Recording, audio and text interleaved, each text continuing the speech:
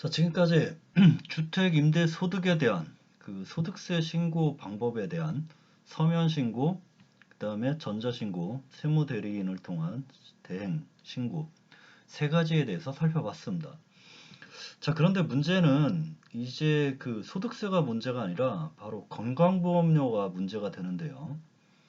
자, 피부양자로 되어 있어서 자녀나 배우자의 피부양자로 되어 있어서 이 건강보험료를 부담하지 않다가 이제 주택임대소득이라는 사업소득이 있게 되면 피부양자 자격이 상실이 돼서 지역건강보험료가 부과가 됩니다.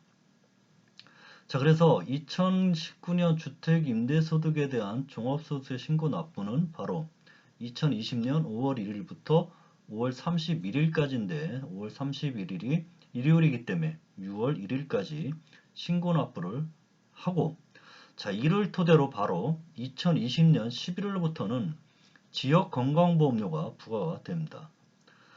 자, 주택임대사업자로 등록한 경우에는 소득금액이 단 1원이라도 발생하면 피부양자 자격이 상실됩니다. 상실되기 때문에 결국 지역건강보험료가 부과가 되는 거죠. 자, 그래서 주택임대사업자로 등록되어 있거나 또는 사업세무서에 사업자 등록을 한 경우에는 주택임대 수익 금액이 1000만 원까지는 소득금액이 0원입니다. 왜냐하면 60%의 필요경비가 인정이 되고 400만 원을 공제해 주기 때문에, 자, 60% 필요경비 하면 1000만 원의 60%인 600만 원과 공제액 400만 원을 더하면 1000만 원이고, 자, 주택임대 수익 금액이 1000만 원이면 결국 필요경비 600만 원 빼기 공제액 400만 원을 빼면 0원이기 때문에, 자, 주택임대 수익금액이 1000만 원이면 피부양자 자격이 유지가 됩니다. 자, 그런데 주택임대 수익금액이 1000만 원에서 단 1원이라도 초과하게 되면 피부양자 자격이 상실이 돼서 지역건강보험료를 부담하게 된다는 거죠. 자, 그 다음에 주택임대사업자로 등록을 하지 않은 경우, 자, 세무서에도 사업자 등록을 하지 않았습니다. 자, 그랬을 때는 사업소득 금액이 500만 원을 초과하는 경우에는 피부양자 자격에서 상실이 되어 지역건강보험료가 부과가 되는 겁니다.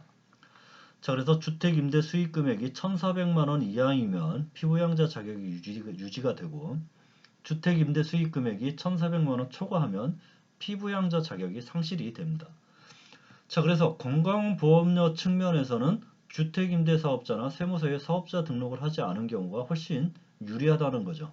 즉, 피부양자 자격으로 유지할 수 있는 주택임대 수익 금액이 주택임대사업자나 사업자 등록을 하지 않은 경우에는 1400만 원이지만, 만약에 주택임대사업자 등록을 했다 그러면, 또는 사업자 등록을 했다 그러면 1000만 원이기 때문에 건강보험료 측면에서 보면 오히려 주택임대사업자나 사업세무서에 사업자 등록을 하지 않은 경우가 훨씬 더 유리하다는 것을 알 수가 있습니다. 자, 그러면 지역건강보험료 사례를 한번 살펴보도록 하죠. 자, 예를 들어서 100일량 2000cc 초과 2500cc 이하 자동차가 있는데 출고 가격이 2천만 원입니다. 자, 그리고 차량 등록일은 2019년 1월 1일이고, 자, 거주주택의 재산가액이 3억 원이고 임대주택의 재산가액이 2억 원이라고 치죠.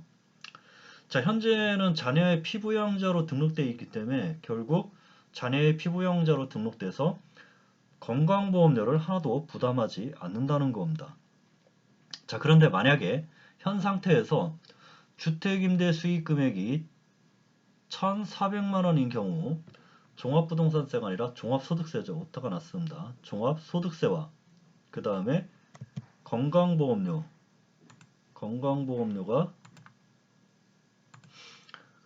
종합소득세, 즉 종합부동산세가 아니라 종합소득세죠. 종합소득세와 건강보험료가 얼마인지 한번 보자는 겁니다.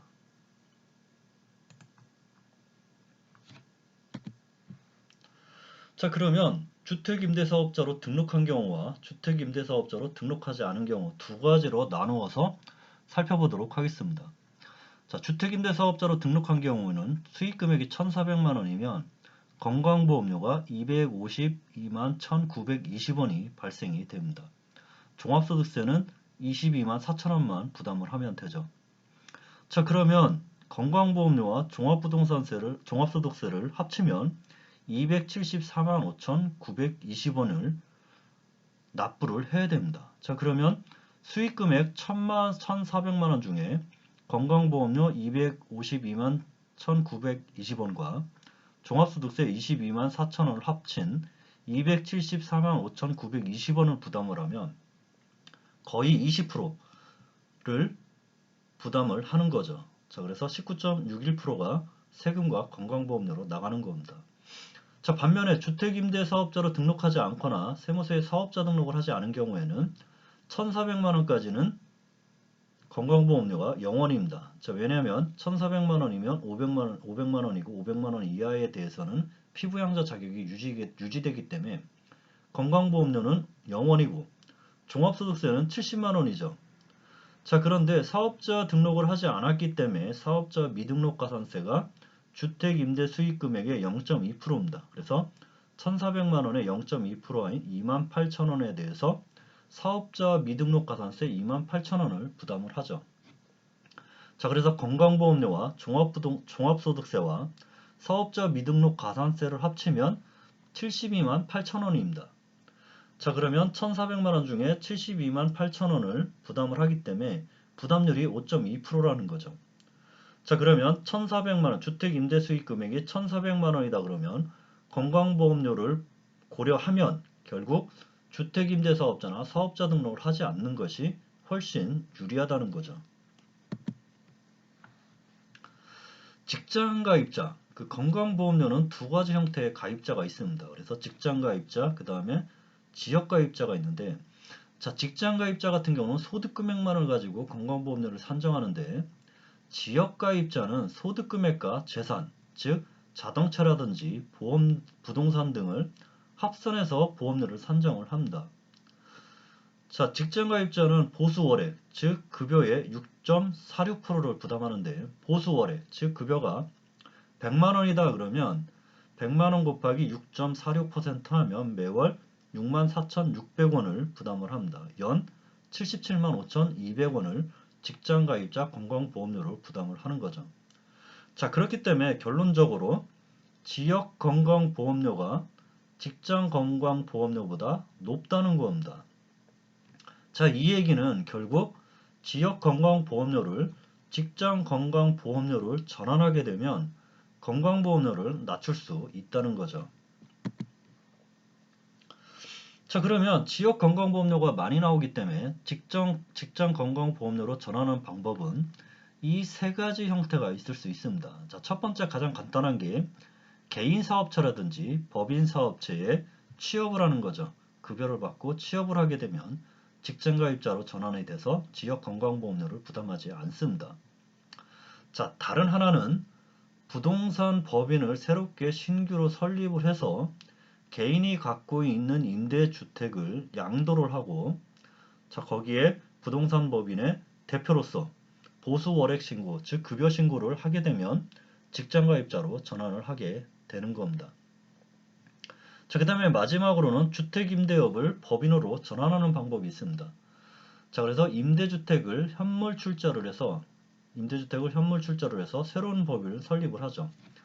자, 법인, 즉 주식회사를 설립하는 방법은 출자를 해야 되는데 출자를 해서 주주가 출자를 해서 설립을 하는데 출자의 방법은 자, 금전 출자를 할 수도 있고 현물, 즉 부동산 같은 현물을 출자할 수도 있습니다. 자, 그렇기 때문에 임대주택을 현물 출자해서 새로운 법인을 설립한 후 임차인을 법인으로 승계시킵니다. 자, 임차인을 법인으로 승계시키면 양도소득세는 2월과세. 2월과세라는 얘기는 자, 주택임대업을 법인으로 전환하는 시점에 발생된 양도소득세를 바로 과세하지 않고 법인에서 임대주택을 양도하는 시점까지 2월에서 법인에서 임대주택을 양도하는 시점에 과세를 하는 겁니다. 자, 그리고 취득세가 면제되죠. 다만 취득세 면제에 대해서 최저한세를 넘는 금액과 면제된 취득세의 20%를 농어촌 특별세로 납부를 해야 됩니다. 자, 이상으로 해서 2천만 원 이하의 주택임대 수익금액에 대한 소득세 신고와 건강보험료에 대한 내용을 살펴봤습니다. 자, 그래서 가장 중요한 이번 달 5월 1일부터 6월 1일까지 가장 시급하게 해야 될 2천만 원 이하의 주택임대 수익금액에 대한 소득세 신고로서 서면신고, 전자신고, 세무대리인을 통한 신고 세 가지에 대해서 살펴봤고 관련된 건강보험료에 대해서 살펴봤습니다. 자, 이제 2020년 11월부터 건강보험료가 부과가 될 거기 때문에 자, 2020년 11월이 되면 이제 건강보험료 폭탄을 맞을 수도 있습니다. 자, 여기까지 이제 강의를 한 것을 여기까지 하고 마치겠습니다. 여러분들 만약에 강의를 듣다가 궁금한 사항이 있으면 바로 이 궁금한 사항에서 질의사항이 있으면 이 이메일 koreakao1998@한메일.net으로 문의를 하시면 됩니다. 자, 지금까지 여러분들 강의 듣느냐고 고생 많으셨습니다. 감사합니다.